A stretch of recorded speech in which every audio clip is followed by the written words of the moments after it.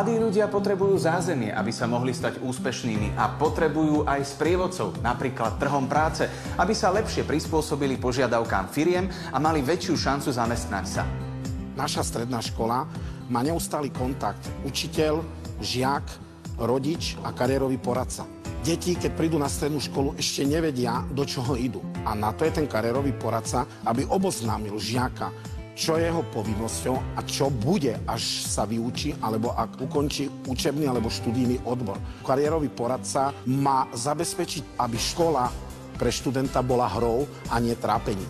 Na túto školu som sa prihlásil hlavne preto, lebo ma zaujímajú automobily a chcel by som sa stať automechanikom. V budúcnosti sa mi hodí aj zváranie.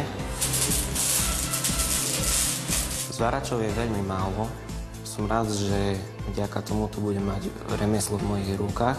Kariérové poradenstvo to je vlastne prevencia pred nezamestnanosťou. Sa snažíme predovšetkým našim žiakom vštepovať kladný postoj k zvolenému študijnému alebo učebnému odboru, aby získali čo najviac vedomostí a zručností.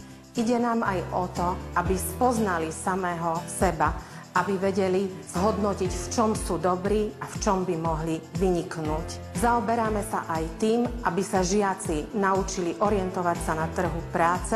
Ďalej sa snažíme žiakov motivovať na ďalšie štúdium na vysokej škole, nadstavbové štúdium alebo rekvalifikáciu.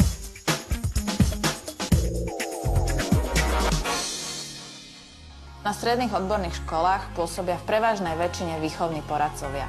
Tí riešia najmä výchovné problémy žiakov. Preto je dôležité preškolenie výchovných a kariérových poradcov, čo je súčasťou jednej z kľúčových aktivít národného projektu Rozvoj stredného odborného vzdelávania. Školenia sa zúčastnia kariéroví, respektíve výchovní poradcovia, ktorí pôsobia na stredných odborných školách zapojených do národného projektu.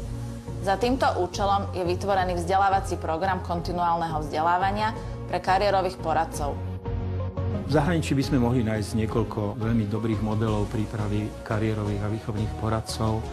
Sú modely, kde takúto prácu vykonávajú ľudia na plný úväzok a majú za sebou absolvované magisterské štúdium na vysokej škole.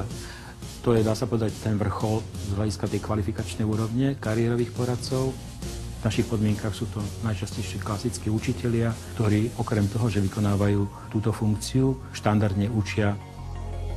Vzdelanie je nutné nielen pre učiteľov základných a stredných škôl, ale aj pre kariérových poradcov, pretože svet je niekde inde a poradiť študentovi na strednej odbornej škole, akým smerom a ako sa má zamerať na ten trhový mechanizmus a ďalší život, je veľmi zložité.